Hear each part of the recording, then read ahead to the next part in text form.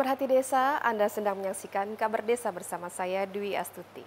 Direktur Jenderal Bina Pemerintahan Desa Kementerian Dalam Negeri, Yusharto Huntoyungo, meninjau Desa Ciburui, Kecamatan Padalarang, Kabupaten Bandung Barat, Provinsi Jawa Barat, Sabtu 12 Februari 2022. Yusharto melihat secara langsung proses pelayanan digital di Desa Ciburui. Dirjen Bina Pemdes Kemendagri Yusharto Huntoyungo berkesempatan mengunjungi desa digital, Desa Ciburui, Kecamatan Padalarang, Kabupaten Bandung Barat, Provinsi Jawa Barat. Menurut Yusharto, Ciburui menjadi salah satu desa terpilih khusus untuk menerapkan digitalisasi di Provinsi Jawa Barat. Desa Ciburui menerapkan Smart Village dengan aplikasi Simple Desa yang dapat memberikan kemudahan pelayanan bagi masyarakat. Yusharto menegaskan pelayanan secara digital memberikan kemudahan bagi desa untuk menjangkau pelayanan di seluruh bidang. Melalui pelayanan digital, pemerintah desa dalam menjalankan fungsinya lebih efektif dan efisien. Maka kita butuh digitalisasi dari proses pelayanan. Ciburui ini menjadi salah satu desa yang terpilih menjadi benchmarking atau best practices untuk penerapan digitalisasi di Provinsi Jawa Barat atau Kabupaten Bandung Barat. Harapannya mendapatkan dukungan dari pemerintah desa, lalu pemerintah kabupaten dan provinsi sampai dengan di tingkat nasional. Data itu akan berguna apabila dia dianalisa dan didistribusikan kepada pengguna. Kalau hanya ada di desa aja datanya, ya tidak akan ada gunanya. Ya. Yang berikutnya adalah memudahkan masyarakat untuk mendapatkan layanan. Tadi disebutkan untuk menghasilkan satu surat pengantar, katakanlah keterangan kurang mampu, itu masyarakat tidak perlu datang lagi ke kantor desa, tetapi sudah menggunakan aplikasi yang didesain, lalu masyarakat juga punya pilihan apakah mau diambil di kantor desa, atau akan dikirimkan menggunakan ojek yang ada di tingkat lokal. Ini menjadi salah satu fungsi governance yang diberikan oleh aplikasi atau digitalisasi di Desa Ciburui. Bentuk yang lain adalah pemberdayaan ekonomi masyarakat. Masyarakat ini bisa membentuk seperti market, ya, sehingga apapun yang diproduksi oleh desa ini bisa diupload dalam sistem informasi dan bisa diakses dan bisa didistribusikan kepada masyarakat yang lain. Dan untuk menggunakan itu, masyarakat sudah mulai dididik atau ditingkatkan literasinya untuk menggunakan pembayaran dengan cashless. Dengan demikian, ini akan menjadi satu ekosistem digitalisasi yang akan meningkatkan efisiensi, meningkatkan efektivitas kegiatan ekonomi dan kegiatan pemerintahan yang ada di tingkat desa. Dengan demikian, belanja digitalisasi yang diperkirakan sampai dengan 2025 itu senilai 2.000 triliun.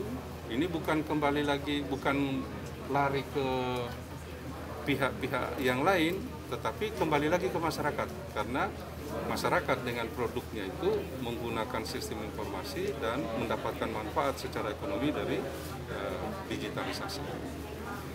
Jangan sampai digitalisasi hanya dipakai untuk pesan, ternyata yang dipesan sesuatu produk yang bukan produk lokal. Ini akan menjadikan fungsi dari digitalisasi itu tidak bermanfaat secara ekonomi bagi masyarakat. Kira-kira sampai sekarang berapa persen yang sudah melaksanakan desa yang sudah melakukan digitalisasi? Di samping yang sudah dimasuk dalam frame Smart Village Nusantara itu ada sekitar 350, catatan kami juga sudah banyak.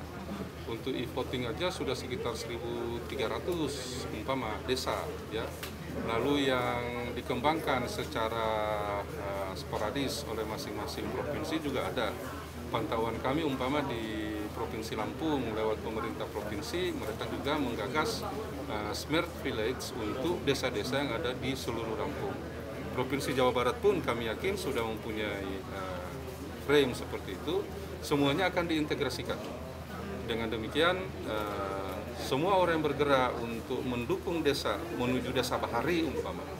Nah, di sana nanti akan ada aplikasi yang mendukung kapan gerombolan ikan mungkin akan melewati desa itu, sehingga petani itu bukan apa istilahnya itu bukan pergi menangkap ikan lalu pulang dengan tangan kosong, tetapi harus pergi sesuatu ke tempat titik tertentu, lalu dia akan mendapatkan ikan karena kita udah tahu pola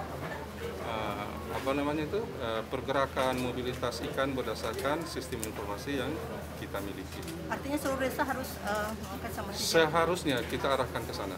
Yang jadi kendala sebenarnya apa? Di antaranya adalah literasi. Ya, tidak semua perangkat desa itu punya kapasitas yang sama, terutama untuk penguasaan sistem informasi maupun aplikasi. Yang berikutnya adalah infrastruktur dalam bentuk internet dan sebagainya. Masih banyak kita temukan desa-desa yang belum terkoneksi dengan internet. Ini barangkali yang menjadi prasyarat dasar. Setelah itu kita siapkan aplikasi-aplikasi yang familiar dengan mereka. Tidak perlu menunggu ada aplikasi dulu, tetapi melakukan ya aktivitas sebagaimana mestinya untuk di tingkat desa.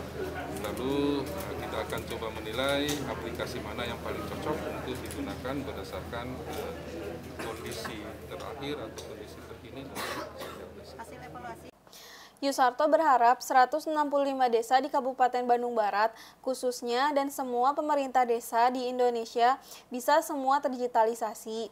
Ia menekankan pihaknya siap membantu menjadi jembatan menyelesaikan masalah dan mencari solusi melalui Common Center. Dari Bandung Barat, TV Bina Pemdes melaporkan. Anda telah menyaksikan kabar desa untuk edisi hari ini. Terima kasih atas perhatian Anda. Sampai jumpa.